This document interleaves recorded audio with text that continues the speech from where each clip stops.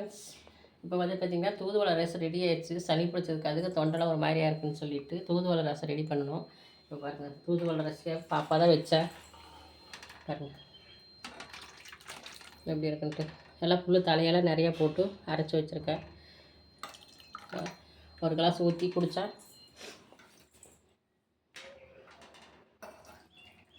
பாருங்கள், ஒரு டம்ளர் ஊற்றி கொஞ்சம் அப்படியே எப்படி இருக்குன்னு சொல்லுங்கள்.